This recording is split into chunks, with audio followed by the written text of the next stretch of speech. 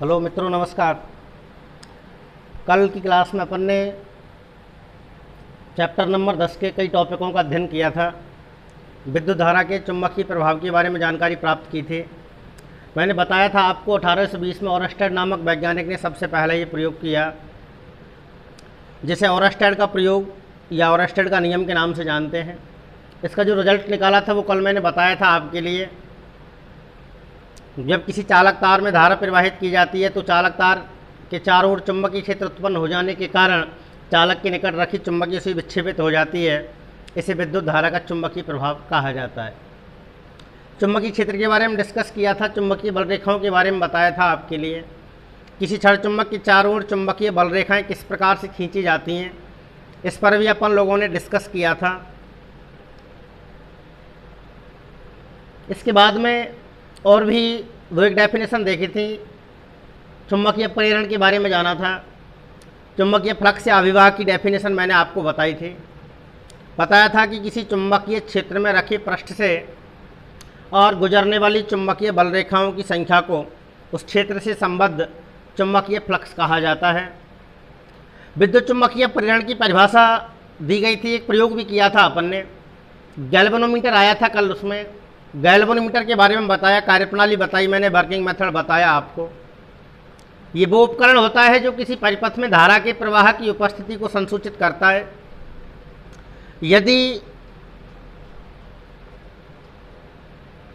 परिपथ में धारा प्रवाहित हो रही होती है तो गैल्वेनोमीटर की सुई विक्षेपित हो जाती है और अपना विक्षेप बताना प्रारंभ कर देती है।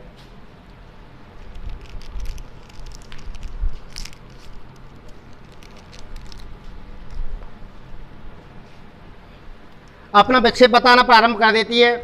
और यदि परिपथ में धारा प्रवाह नहीं हो रहा होता है, विद्युत क्षेत्र उत्पन्न नहीं हो रहा होता है, तो ऐसी स्थिति में गैल्वेनोमीटर की जो सुई होती है वो शून्य विक्षेप बताती है, अर्थात शून्य विक्षेप पर रहती है। विद्युत चुंबकीय प्रेरण की परिभाषा निकाल करके बताई थी। बताया था कि जब किसी कुंडली और चुंबक के बीच सापेक्ष गति कराई जाती है तो सापेक्ष गति के कारण कुंडली में उत्पन्न विद्युत प्रभाव को विद्युत चुंबकीय प्रेरण कहते हैं। धारा को प्रेरित विद्युत धारा कहते हैं और बल को प्रेरित विद्युत वाहक बल कहा जाता है। तो कल बात करना चाहते थे अपन फ्लेमिंग के नियमों की ओर। फ्लेमिंग से पहले मैंने बताया था माइकल फैराडे के लिए। माइकल फैराडे नाम के वैज्ञानिक ने जनित्र की खोज भी की थी। माइकल फैराडे ने विद्युत चुंबकीय प्रेरण से संबंधित दो नियमों का प्रतिपादन किया। मैं कल भी डिस्कस कर रहा था आपसे। फैराडे का प्रथम नियम, फैराडे का प्रथम नियम, और दूसरा नियम है फैराडे का द्वितीय नियम। फैराडे का द्वितीय नियम। फैराडे का प्रथम नियम जो होता है वो कुंडली में प्रेरित विद्युत वाहक बल के उत्पन्न होने की जानकारी देता है, जबकि दूसरा जो नियम है फैराडे का, ये कुंडली में उत्पन्न प्रेरित विद्युत वाहक बल के परिमाण के बारे में जानकारी देता है, उसकी मात्रा को बताता है। तो फैराडे के प्रथम नियम को निम्नानुसार परिभाषित किया जा सकता है। कैसे परिभाषित करेंगे? फैराडे के प्रथम नियम के अनुसार लिख देता हूं मैं। फैराडे के प्रथम नियम के अनुसार, प्रथम नियम के अनुसार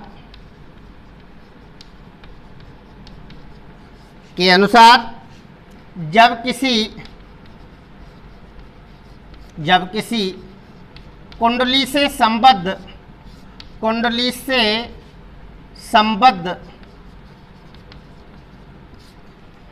चुंबकीय फ्लक्स के मान में चुंबकीय फ्लक्स, मैंने कल भी बताया था कि किसी चुंबकीय क्षेत्र में रखे पृष्ठ से गुजरने वाली चुंबकीय बल रेखाओं की संख्या को उस पृष्ठ से संबद्ध क्या कहते हैं? चुंबकीय फ्लक्स कहते हैं। तो फैराडे के प्रथम नियम के अनुसार जब किसी कुंडली से संबद्ध चुंबकीय फ्लक्स के मान में परिवर्तन होता है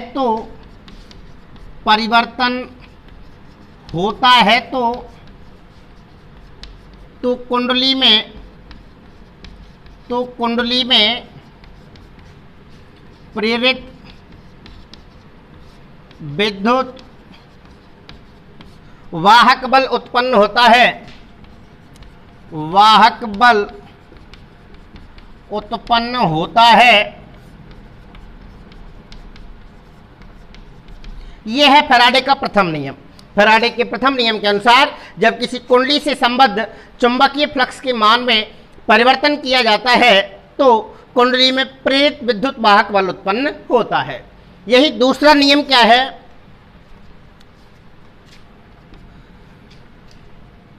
फैराडे के द्वितीय नियम के अनुसार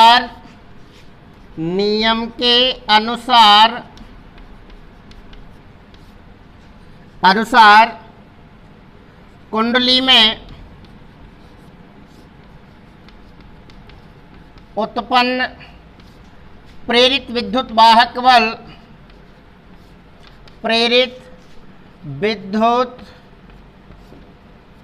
वाहक बल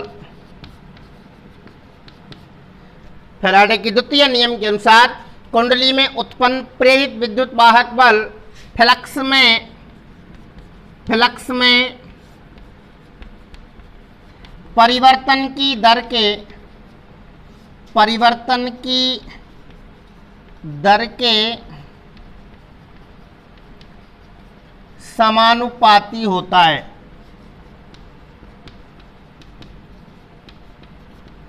फैराडे के द्वितीय नियम के अनुसार कुंडली में उत्पन्न प्रेरित विद्युत वाहक बल फ्लक्स में परिवर्तन की दर के क्या होता है? समानुपाती होता है। इस तरीके से फैराडे ने इन दो नियमों का प्रतिपादन किया था। एक और नियम बता देता हूं मैं आपके लिए, हालांकि रेंज से बाहर है। इसी जगह से संबंधित विद्युत चुंबकीय प्रेरण की घटना से ही संबंधित, यानी कि केवल इसी कंडीशन में लागू होगा ये नियम। एक वैज्ञानिक थे लेंज, उन्होंने नियम दिया लेंज का नियम।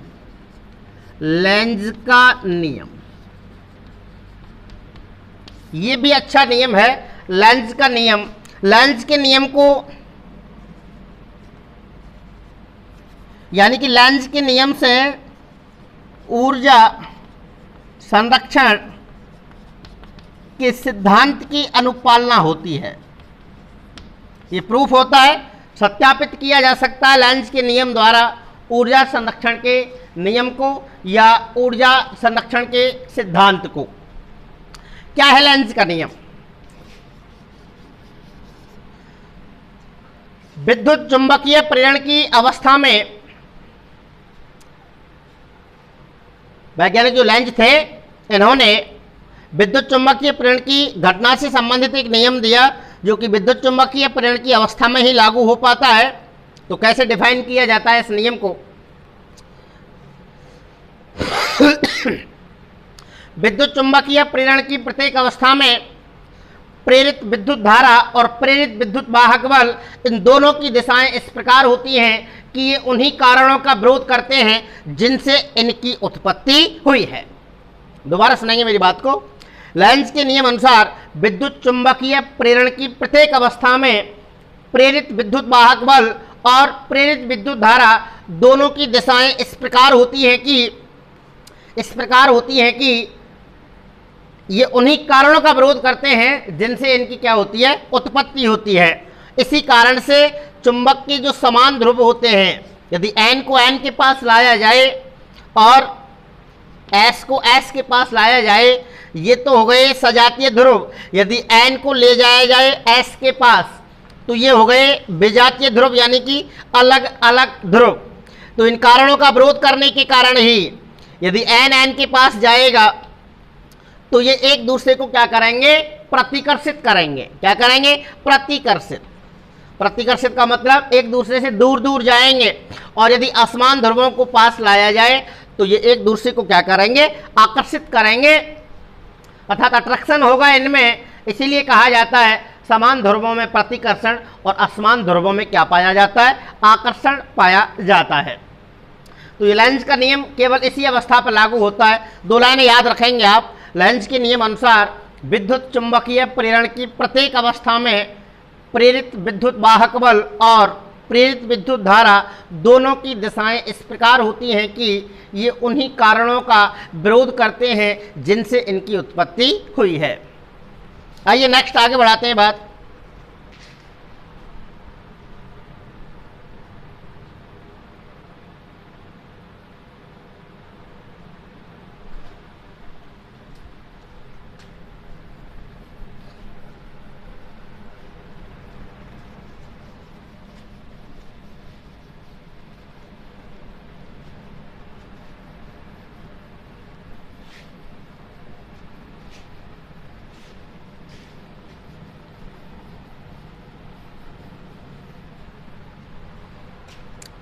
एक फ्लेमिंग नाम के वैज्ञानिक हुए थे। फ्लेमिंग के दो नियम पढ़ने होते हैं अपने को इस चैप्टर में यहीं से ही। तो देखिए क्या है फ्लेमिंग के नियम। फ्लेमिंग के नियम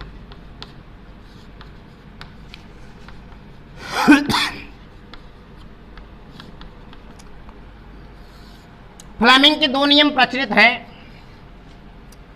वाम हस्त का नियम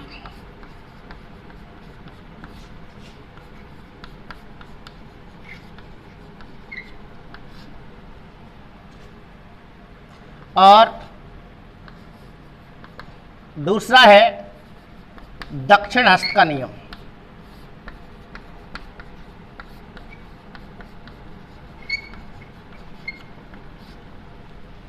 दो नियम आते हैं, वाम हस्त का नियम और दक्षिण हस्त का नियम।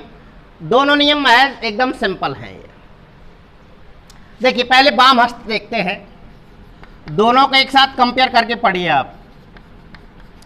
वाम हस्त का नियम यानी कि बाएं हाथ का नियम, और इधर लिख दो दक्षिण हस्त नियम।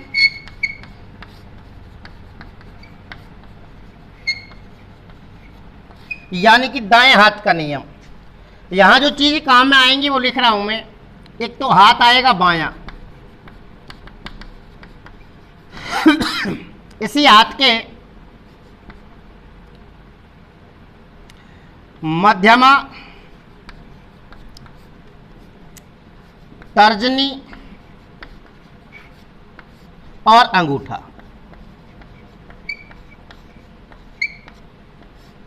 सेम वही तीन चीज इधर काम में लेनी है आपको, लेकिन चेंज क्या करना है, हाथ कौन सा होगा, दायां हाथ। यही दाएं हाथ की मध्यमा काम आएगी, अंगूठा काम आएगा, तर्जनी काम आएगी। तर्जनी, अंगूठा, मध्यमा। शॉर्टिफिकेशन में याद रखने के लिए इसमें अंगूठे को सबसे अंत में रखो और इसमें मध्यमा को सबसे अंत में रखो। एक बात। दूसरी बात, इनके काम देखिए, ये विद्युत धारा की दिशा बताती है, ये चुंबकीय क्षेत्र की दिशा बताएगी और ये बल की दिशा बताएगा। इसी तरीके से तर्जनी काम यहां पे भी वही है, चुंबकीय क्षेत्र की दिशा, अंगूठा बताएगा वही बल की दिशा और मध्यमा बताएगी धारा की दिशा। लेकिन कैसे व्यवस्थित करना होता है, आइए दोनों नियमों को एक बार एक्सप्लेन कर लेते हैं। फ्लेमिंग के वामहस्त नियम के अनुसार यदि बाएं हाथ की, बायां हाथ ही मेरा बायां हाथ है, लेफ्ट हैंड। फ्लेमिंग के वामहस्त नियम के अनुसार यदि बाएं हाथ की मध्यमा, मध्यमा कौन सी होती है, इसको कहते हैं मध्यमा, इसको क्या कहते हैं, तर्जनी, और ये अंगूठा है। और वही चीज हम इधर लेंगे तो ये मध्यमा हुई, ये तर्जनी हुई और ये क्या हुआ, अंगूठा हुआ। तो फ्लेमिंग के वामहस्त नियम के अनुसार बाएं हाथ की मध्यमा, तर्जनी और अंगूठे को एक दूसरे के लंबवत ऐसे फैलाने हैं, इस तरीके से ऐसे कर लीजिए, चाहे ऐसे कर लीजिए। तो फ्लेमिंग के वामहस्त नियम अनुसार यदि बाएं हाथ की मध्यमा, तर्जनी और अंगूठे को इस प्रकार से फैलाएं कि तर्जनी चुंबकीय क्षेत्र की दिशा को व्यक्त करे। क्या काम पढ़ाया आपने? चुंबकीय क्षेत्र तर्जनी के लिए। फ्लेमिंग के वामहस्त नियम अनुसार यदि बाएं हाथ की मध्यमा, तर्जनी और अंगूठे को एक दूसरे के लंबवत इस प्रकार फैलाएं कि तर्जनी चुंबकीय क्षेत्र की दिशा को व्यक्त करे, मध्यमा धारा की दिशा को व्यक्त करे, तो अंगूठा चालक पर लगने वाले बल की दिशा को व्यक्त करता है। दोबारा सुनेंगे। फ्लेमिंग के वामहस्त नियम के अनुसार यदि बाएं हाथ की मध्यमा, तर्जनी और अंगूठे को इस प्रकार फैलाया जाए कि, कैसे फैलाया जाए कि तर्जनी उंगली चुंबकीय क्षेत्र की दिशा को व्यक्त करे, मध्यमा विद्युत धारा की दिशा को व्यक्त करे, तो अंगूठा चालक पर लगने वाले बल की दिशा को क्या करता है? व्यक्त करता है। इस नियम को फ्लेमिंग का वामहस्त का नियम कहा जाता है। एक बार और। फ्लेमिंग के वामहस्त नियम के अनुसार यदि बाएं हाथ की मध्यमा, तर्जनी और अंगूठे को एक दूसरे के लंबवत इस प्रकार फैलाया जाए कि तर्जनी चुंबकीय क्षेत्र की दिशा में रहे, मध्यमा धारा की दिशा को व्यक्त करे, तो अंगूठा चालक पर लगने वाले बल की दिशा को क्या करता है? व्यक्त करता है। इस नियम को फ्लेमिंग का वामहस्त नियम कहा जाता है। अलग से 1 नंबर का फिकेशन बन सकता है आपके लिए। किसी चालक पर लगने वाले बल की दिशा को ज्ञात करने वाले नियम का नाम बताइए, तो कौन सा नियम ज्ञात करेगा? फ्लेमिंग का वामहस्त नियम। धारा की दिशा पूछी जाए आपसे तो कौन सा नियम काम करेगा? दक्षिण हस्त नियम। चुंबकीय क्षेत्र की दिशा ज्ञात करने का नियम पूछे तो कौन सा नियम ज्ञात करेगा? दक्षिणावर्ती पैच का नियम या दाएं हाथ का अंगुष्ठ नियम, जो कि अपन ने कल पढ़े थे। मैक्सवेल का कॉर्कस्क्रू नियम भी कहा था। तो दक्षिण हस्त नियम इसका बिल्कुल अपोजिट कर दीजिए, पर अंत में क्या रखनी है आपको? मध्यमा रखनी है। वही तरीका है बोलने का कि फ्लेमिंग के दक्षिण हस्त नियम के अनुसार यदि दाएं हाथ की तर्जनी, मध्यमा और अंगूठे को इस प्रकार फैलाया जाए कि, कैसे फैलाएं? कि तर्जनी चुंबकीय क्षेत्र की दिशा में रहे, अंगूठा चालक पर लगने वाले बल की दिशा को व्यक्त करे, तो मध्यमा धारा की दिशा को व्यक्त करती है। इस नियम को फ्लेमिंग का दाएं हाथ का नियम कहा जाता है या दक्षिण हस्त का नियम कहा जाता है।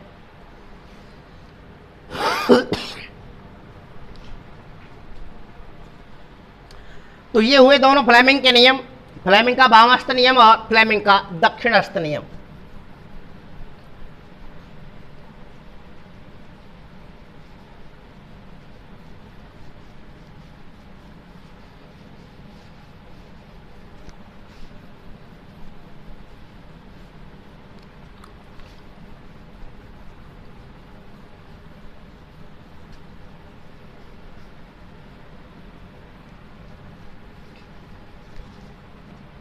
एक और टॉपिक बचता है अंत में इस पाठ का, विद्युत जनित्र।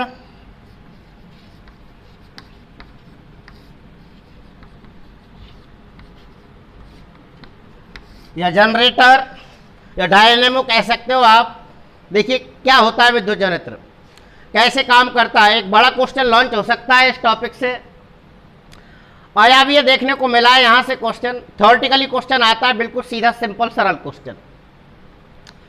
जनित्र, डायनेमो कह सकते हो, जनरेटर कह सकते हो। आपने शादी विवाह ऐसे जो समारोह होते हैं, इनमें विद्युत की सप्लाई करने के लिए जो युक्ति लगाई जाती है उसको जनरेटर ही कहा जाता है। उसी से विद्युत की आपूर्ति की जाती है शादी समारोहों में। ऐसे ओकेजनली जो सिस्टम्स होते हैं उनमें जनरेटरों का उपयोग किया जाता है। तो वह युक्ति, ये ऊर्जाओं का रूपांतरण करने वाली युक्तियां हैं। एक प्रकार की ऊर्जा दूसरे प्रकार की ऊर्जा में यहाँ रूपांतरित होती है, तो ऊर्जा रूपांतरण का काम होता है यहाँ। तो देखिए कैसे परिभाषित करेंगे। वह युक्ति जो यांत्रिक ऊर्जा को विद्युत ऊर्जा में परिवर्तित करने के काम आती है, विद्युत जनित्र कहलाती है। विद्युत जनित्र वह युक्ति जो यांत्रिक ऊर्जा को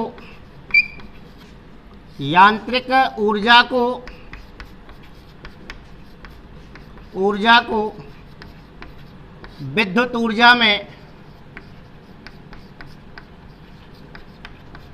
वह युक्ति जो यांत्रिक ऊर्जा को विद्युत ऊर्जा में परिवर्तित करने के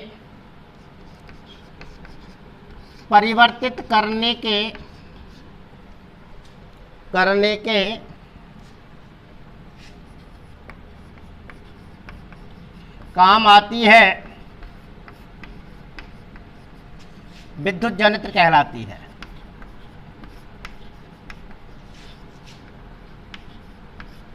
जनित्र कहलाती है। वह युक्ति जो यांत्रिक ऊर्जा को विद्युत ऊर्जा में परिवर्तित करने के काम आती है, विद्युत जनित्र कहलाती है, या डायनेमो कहलाती है, या जनरेटर कहलाती है। सिद्धांत देखिए, इसका जो मेथड है जिस पर ये कार्य करता है, जैसा कि हम प्रारंभ में भी जिक्र कर रहे थे आपसे, कल जब पढ़ा रहे थे, विद्युत चुंबकीय प्रेरण पढ़ रहे थे कल, तो मैंने बताया था कि इस पाठ में अंत का जो टॉपिक आएगा जनरेटर या जनित्र, उसका जो सिद्धांत है वो विद्युत चुंबकीय प्रेरण का ही सिद्धांत है। तो ये विद्युत चुंबकीय प्रेरण के सिद्धांत पर कार्य करने वाली युक्ति है। लिख सकते हैं याद रखने के लिए, विद्युत जनित्र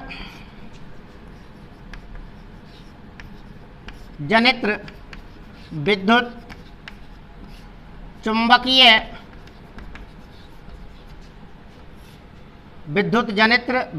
चुंबकीय प्रेरण के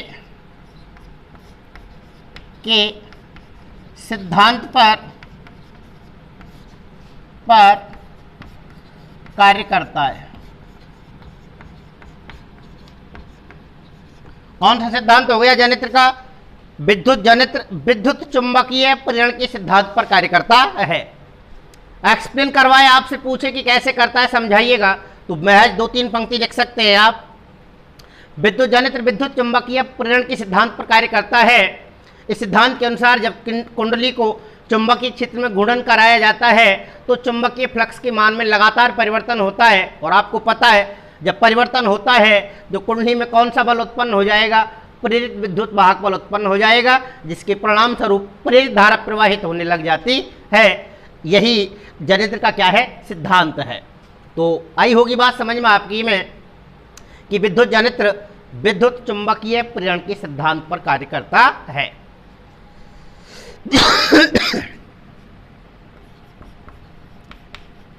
यदि जनित्र के प्रकारों की बात की जाए तो जनित्र 2 प्रकार के होते हैं। नंबर फर्स्ट, एसी जनरेटर या एसी जनित्र, और दूसरे को कहते हैं डीसी जनरेटर या डीसी जनित्र। हिंदी कहें तो ये प्रत्यावर्ती धारा जनित्र, प्रत्यावर्ती धारा जनित्र, ये दिष्ट धारा जनित्र है, दिष्ट धारा जनित्र। देखिए दरअसल ये 2 प्रकार की धारा होती है, एक प्रत्यावर्ती धारा और एक दिष्ट धारा। इन दोनों में डिफरेंट पता होना चाहिए, क्या मतलब है आपको इनसे। कोई खास अंतर मिलेगा नहीं इन दोनों ही जनित्रों में। एसी जनित्र और डीसी जनित्र में महज एक अंतर आएगा मात्र। तो एसी जनित्र या प्रत्यावर्ती धारा जनित्र में प्रत्यावर्ती धारा उत्पन्न करने का स्रोत है ये एसी जनित्र। अभी बताएंगे प्रत्यावर्ती धारा कैसी होती है। जब धारा की दिशा समय के साथ परिवर्तित हो जाती है या निश्चित कालांतर के पश्चात धारा की दिशा बदल जाती है तो उसको क्या कहते हैं? एसी करंट कहते हैं, अल्टरनेटिंग करंट कहा जाता है, अर्थात प्रत्यावर्ती धारा कहा जाता है। जब धारा की दिशा निश्चित कालांतर के पश्चात बदलती है तो ऐसी धारा को प्रत्यावर्ती धारा या अल्टरनेटिंग करंट कहा जाता है। और ऐसे जनित्र जो इसका उत्पादन करते हैं वो एसी जनित्र कहलाते हैं, प्रत्यावर्ती धारा जनित्र कहलाते हैं। जबकि जब निश्चित कालांतर के पश्चात धारा की दिशा नहीं बदले, यानी कि एक ही दिशा होती है, यहाँ पे बदलती हुई दिशा प्राप्त नहीं होती है, तो ऐसी धारा को डीसी यानी कि डायरेक्ट करंट बोलते हैं, अर्थात दिष्ट धारा कहा जाता है। यदि आपसे डिफरेंट करवा लिया जाए कि भाई प्रत्यावर्ती धारा और दिष्ट धारा में तुलनात्मक अंतर बताइए, तो निश्चित तौर पर आप अंतर बता सकते हैं। क्या बता सकते हैं? इसमें धारा की दिशा निश्चित कालांतर के पश्चात बदल जाती है, धारा की दिशा नहीं बदलती है। दूसरी बात, इसकी जो आवृत्ति होती है वो 50 हर्ज होती है। कितनी होती है? 50 हर्ज। इसकी आवृत्ति क्या होती है? 0 होती है। इसका उत्पादन अधिक करते हैं, इसका उत्पादन महज कम किया जाता है। तो ये इनमें थोड़े से डिफरेंट होते हैं। अब इन दोनों के जो बड़ा निबंधात्मक क्वेश्चन आपको संलग्न होगा वो एक तो ये बनता है कि विद्युत जनित्र किसे कहते हैं, प्रत्यावर्ती धारा जनित्र की बनावट एवं क्रिया प्रणाली का सचित्र वर्णन कीजिए। कोई सी भी एक परिभाषा जोड़ सकता है इनमें से, या सीधा यही कहे आपसे प्रत्यावर्ती धारा जनित्र किसे कहते हैं, इसकी बनावट एवं कार्य प्रणाली का सचित्र वर्णन कीजिए। ऐसे ये है, दिष्ट धारा जनित्र की बनावट एवं कार्य प्रणाली का सचित्र वर्णन कीजिए। तो यदि आपको ये एक याद हो जाता है तो दूसरा स्वतः ही याद हो जाएगा, क्योंकि यहाँ एक डिफरेंट करेंगे हम। अभी आइए देखते हैं प्रत्यावर्ती धारा जनित्र किसे कहते हैं, इसकी बनावट कैसी होती है और कार्यप्रणाली कैसे चलती है।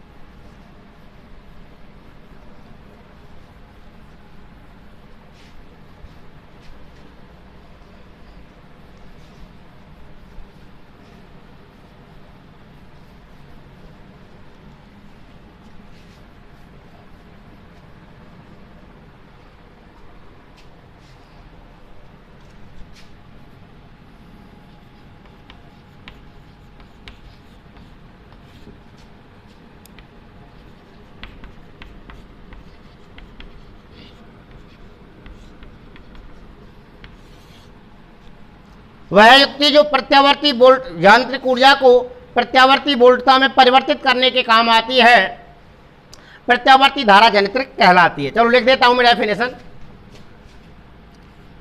वह युक्ति जो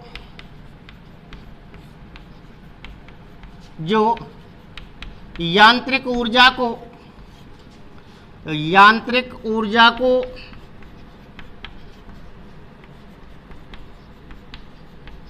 प्रत्यावर्ती वोल्टता में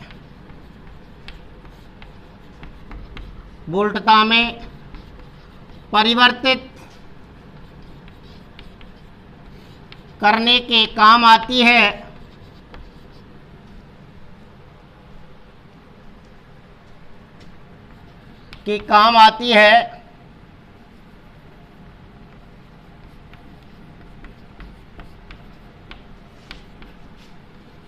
प्रत्यावर्ती धारा जनित्र कहलाती है।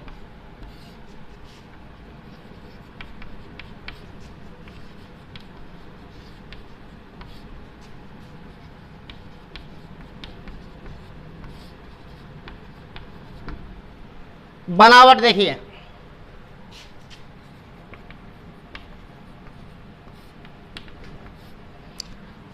प्रत्यावर्ती धारा जनित्र की बनावट में निम्नलिखित 4 भाग मिलते हैं। नंबर 1 आर्मेचर या कुंडली कह सकते हो आप इसको। नंबर 2 क्षेत्र चुंबक। नंबर 3 पर लिख सकते हैं सर्पी बल, स्लिप रिंग्स, ये मैग्नेटिक फील्ड हो गया, सर्पी बल। और चौथा है ब्रुश, इनको B1 B2 कह दो, इनको S1 एंड S2 कह दो, इसको NS कह दो, इसको ABCD कह दो। अभी बनाएंगे इसको। देखिए, देखो आर्मेचर से क्या मतलब होता है, आर्मेचर कहो या कुंडली कहो, इससे क्या मतलब होता है, कैसे डिफाइन करना है आर्मेचर के लिए। तांबे के तार की अनेक फेरों वाली आयताकार कुंडली जो होती है वो आर्मेचर कहलाती है। तांबे के तार की अनेक फेरों वाली, तांबे के तार की अनेक फेरों वाली आयताकार कुंडली आर्मेचर कहलाती है। या विद्युत रुद्ध सुचालक तार या तांबे के तार की अनेक फेरों वाली जो कुंडली होगी उसको क्या कहेंगे अपन, आर्मेचर कहेंगे। इसे चित्र में ABCD से निरूपित किया गया है। ऐसे फॉर्मेट बनाएंगे आप इस तरीके से, ये आयताकार रूप देना है आपको इस तरीके से।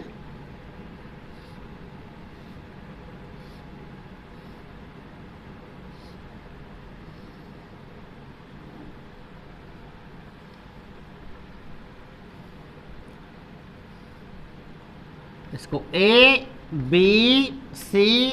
से निरूपित कर दीजिए। हो गया, आर्मेचर हो गया। दूसरा पढ़िएगा क्षेत्र चुंबक। आर्मेचर ABCD दो शक्तिशाली चुंबकों N तथा S के मध्य रखी होती है, जिनको क्या कहते हैं, क्षेत्र चुंबक कहते हैं। ऐसे बना लीजिए N तथा S।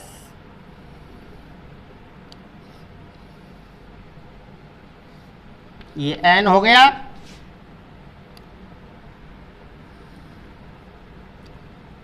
और ये आपका S हो गया।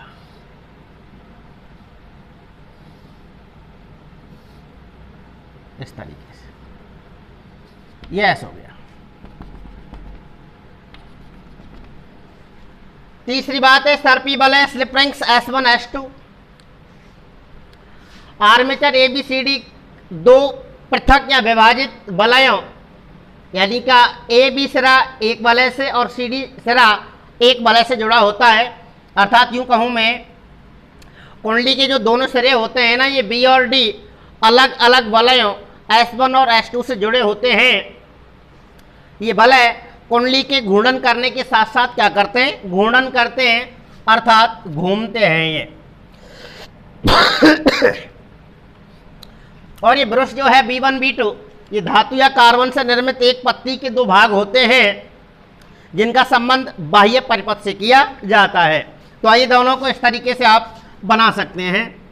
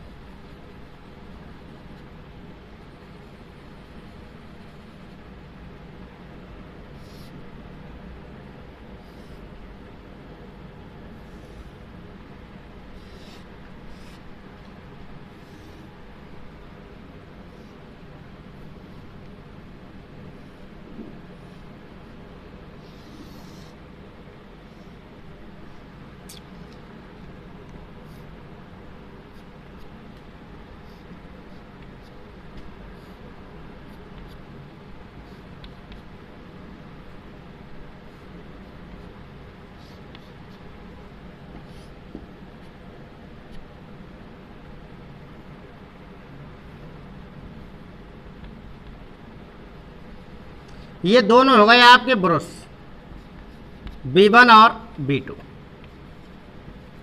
और ये दोनों हो गई आपकी कौन, वलय। वलय को किससे व्यक्त कर रहे हो आप, S1 से और S2 से। तो एक वलय का नाम दे दिया आपने S1 और एक का नाम क्या दे दिया आपने, S2। ठीक है, तो ये तो ही क्या है इसकी बनावट। सिंपली एक प्रत्यावर्ती धारा यंत्र की बनावट में निम्नलिखित तीन भाग पाए जाते हैं। नंबर फर्स्ट कह दिया आपने क्या, आर्मेचर या कुंडली। इसको चित्र में आपने ABCD से व्यक्त किया है।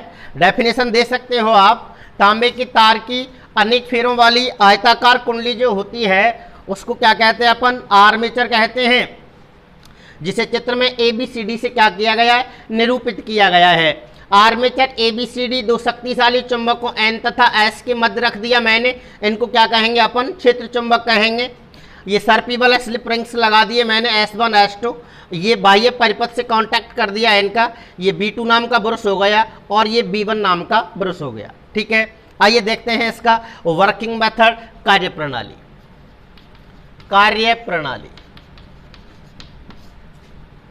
अब देखो दूसरे को पढ़ने की आवश्यकता नहीं, मैं यही आपको बता देता हूं। मात्र चलो ये पढ़ लेते हैं पूरा, उसके बाद मात्र एक बात क्लियर कर देंगे। जब यांत्रिक ऊर्जा स्रोत की सहायता से कुंडली को चुंबकीय क्षेत्र में घूर्णन कराया जाता है तो ये वर्किंग मेथड चल रहा है आपका। ये क्या हो गई आपकी आर्मेचर, इसको यांत्रिक सपोर्ट लगानी है। जब यांत्रिक ऊर्जा स्रोत की सहायता से आर्मेचर एबीसीडी को चुंबकीय क्षेत्र में घूर्णन कराया जाता है तो चुंबकीय फ्लक्स के मान में लगातार परिवर्तन होता है। अब पता है आपको, जब फ्लक्स के मान में परिवर्तन होगा तो क्या बवाल बनेगा, प्रेरित विद्युत वाहक बल पैदा हो जाएगा कि नहीं हो जाएगा। तो जब कुंडली को यांत्रिक ऊर्जा देकर के और चुंबकीय क्षेत्र में घूर्णन कराया जाता है तो चुंबकीय फ्लक्स के मान में लगातार परिवर्तन होता है, जिससे कुंडली में प्रेरित विद्युत वाहक बल उत्पन्न हो जाता है, परिणाम स्वरूप प्रेरित धारा प्रवाहित होने लग जाती है। अर्थात मान लीजिए प्रथम अर्ध घूर्णन पर, पहले अर्ध घूर्णन पर कुंडली की भुजा AB, B1 और S1 ये धनात्मक इलेक्ट्रोड पर हैं, ठीक है। कुंडली की भुजा CD, S2 और B2 कौन से इलेक्ट्रोड पर हैं, ऋणात्मक इलेक्ट्रोड पर हैं। तो कुंडली की भुजा AB में धारा ऊपर की ओर, भुजा CD में धारा नीचे की ओर प्रवाहित हो रही है। बोलो होगी कि नहीं होगी।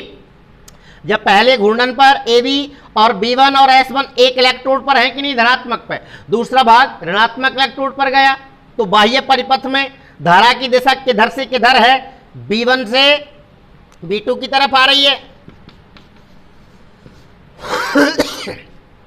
होगी कि नहीं हो गई बाह्य परिपथ में धारा की दिशा B1 से B2 की तरफ। लेकिन जैसे ही अगला घूर्णन आएगा आधा, तो ये भाग इधर आ जाएगा और ये भाग इधर, यानी कि B2 घूमकर B1 के स्थान पर और B1 घूमकर B2 के स्थान पर आ जाएगा।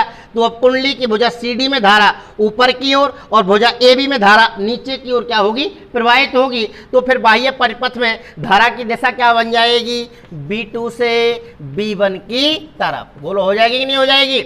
इस तरीके से हम कह सकते हैं कि निश्चित कालांतर के पश्चात धारा की दिशा क्या हो जाती है, बदल जाती है। ऐसी धारा को प्रत्यावर्ती धारा कहा जाता है। हमारे भारत देश में 50 हर्ज की, कितना हर्ज, 50 हर्ज, हर्ज माने HZ मात्रक है ये आवृत्ति का हर्ज।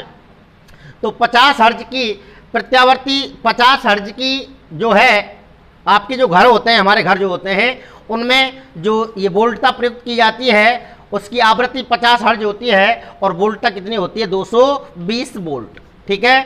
तो 50 हर्ज की आवृत्ति के प्रत्यावर्ती धारा जनित्र अपने यहाँ बनाए जाते हैं, जिसका तात्पर्य यह है कि कुंडली को 1 सेकंड में कितने बार घूर्णन करना पड़ता है, 50 बार घूर्णन करना पड़ता है।